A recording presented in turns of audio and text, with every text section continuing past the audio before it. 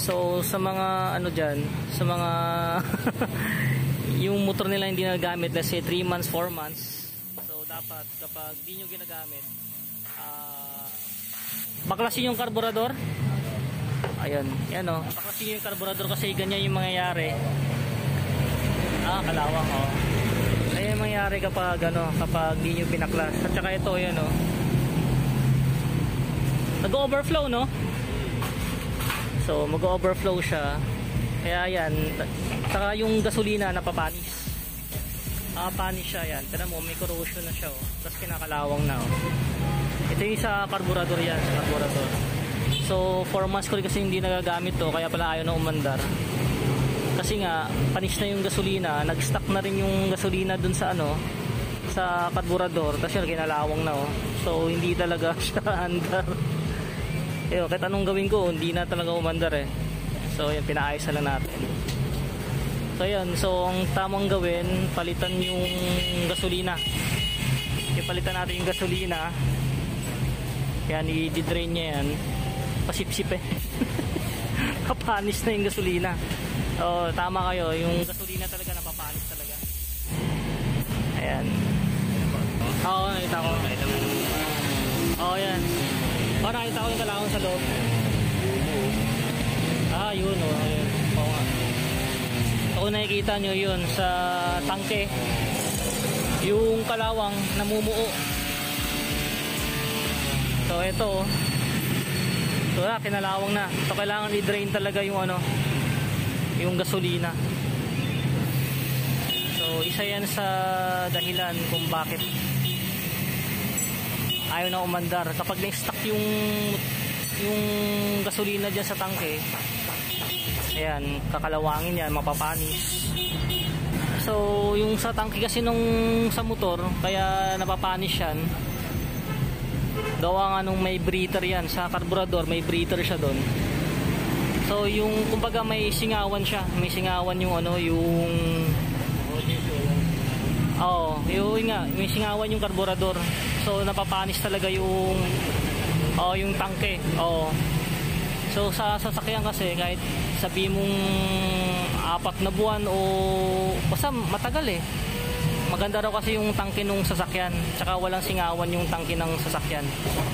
Ayun, isa yun sa ano, maganda raw yung tangke ng sasakyan, kaya hindi ganon. Secure nga, walang, sa gasolinahan nga walang singawan. Tama nga naman. Walang singawan yung stockan nila ng ano. Talagang nakakapanis pala yung kapag may singawan. Yan. So yan lang yung, so advice nga raw kapag matagal hindi gagamitin, baklasin yung karburador. Baklasin yung karburador, tapos i-empty yung tangke. Hindi siya hindi na masyadong malamig, no? Hindi na raw masyadong maanghang. Saka yung matapang ba, yung masakit sa ilong, panis na, panis. Yan. So yan na yung advice natin sa mga hindi nagagamit yung motor. Yan. So yun nga, dapat kung 2 months kayo mawawala, yan, ganun lang gawin yung baklasin nyo na yung karburador kasi nag-i-stuck yan dyan eh. Yan, kasi ba syempre minsan nga sa karburador, minsan nag-overflow. Saka dyan sa tangke, ano yan eh, sa katagalan nga, kagawa nga na may breather yan, pag di talaga nagagamit, papanis talaga yan. Yan. So mga 2 months panis na yan pag di nyo nagagamit. So dapat pinapaandar din yung motor. Ito kasi wala nagpapaandar kasi ano to eh, kickstart to eh. So try natin ano to, i-push button. Paganahin natin to. So yan lang.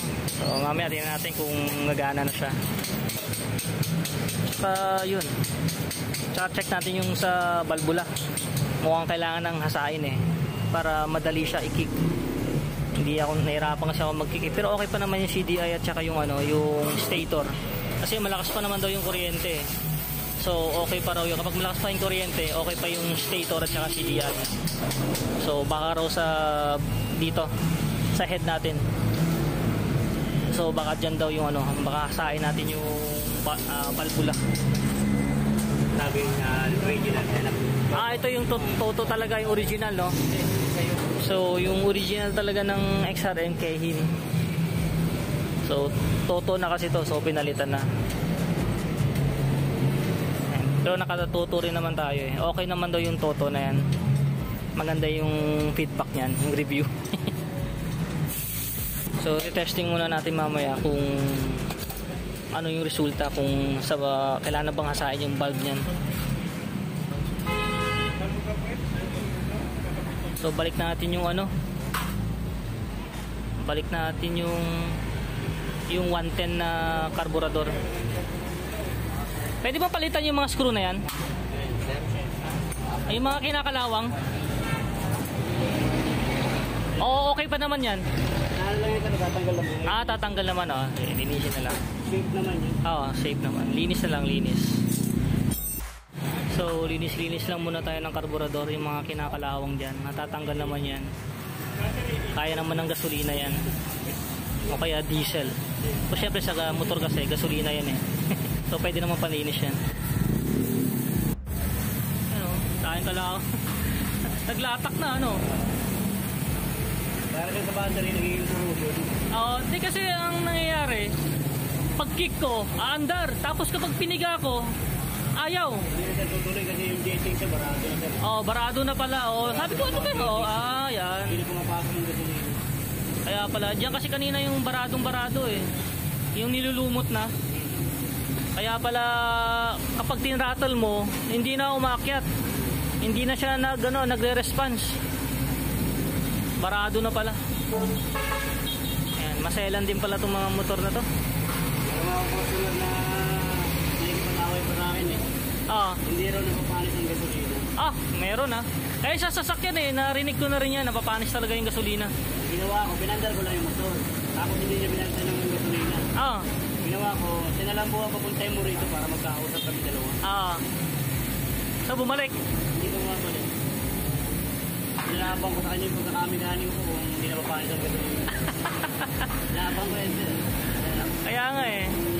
Tinaw kong kumagawa rin daw yung motor ng mga kaya hindi ko... yung hindi mo na kinokontra. Papandarin ko lang. Sa importante, pinandar mo. Kabit na. Nakakabit na. Bagong linis. Parang bago. Testing na. So, pulang gasolina nilagay natin. Ilalagay natin. XCS sa Petron. Para mas maganda yung ano. Kasi mas maganda rin yung sunog nito. Ayan. Ayan. Mas maganda sunog. Mas maganda yung sunog niyang yung pula. XCS. Sunog raw talaga yan. Testing natin.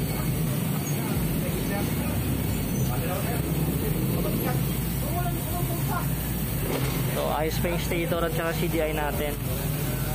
So testing muna kung kailan bang hasain yung valve natin. Ayan may natira pa inuubos lang.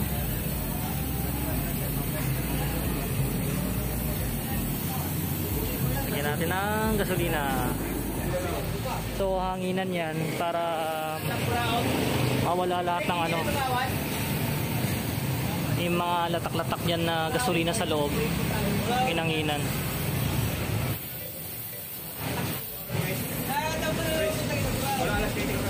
Matanggal lahat ng panis. Pwede ba natin palitan yan? Parang pangit na Ayan? Orig ba yan? Okay yung ganyan? Sige. Replacement, pangit. Okay. Orig pala yan. So wag na natin palitan. Si Boss G yung tumitira na natin. XRM. Dito yan sa MC2. Ito, sa Cam Steel yan. Cam Steel. Kakatabi kasi itong mga to. Puro dito yan sa lapit sa Luyong. Dito kasi talaga yung mga paggawaan yan, mga bentahan sa mga motor, yung mga accessories, gulong, lahat. Hanggang dun yan din, mahaba yan. Dun sa unahan.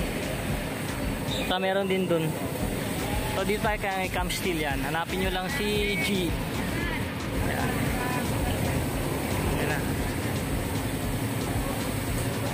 Nilagyan mo lang nila ng konti. Tingnan nila kung ano. Ayan.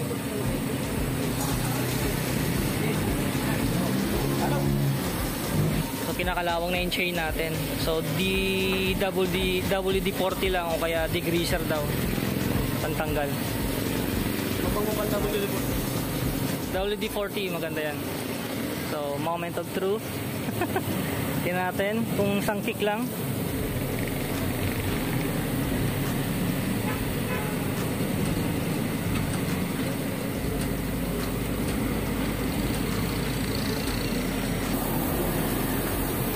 I-adjust muna natin. Yun. Mandar na.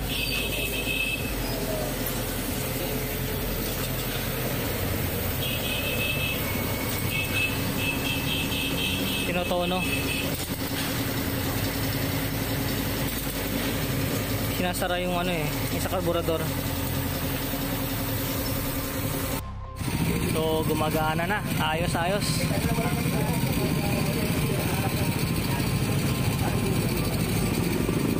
So yan lang. Dagdag kaalaman.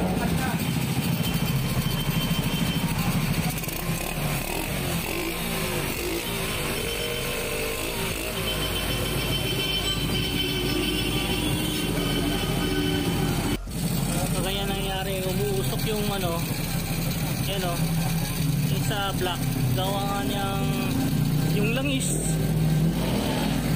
matagal hindi nagamit. Pinapainit niya ngayon yan o, grabe usok.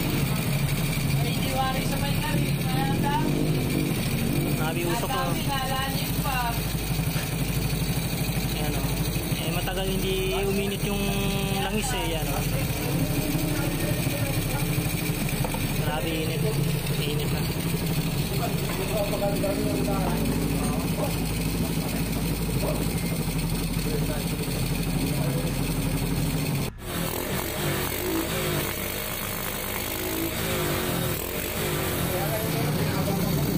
Ayos, maandar na uli. Ha? Hindi siya hagok. Kailangan hindi siya hagok. Ay, mas matono, no?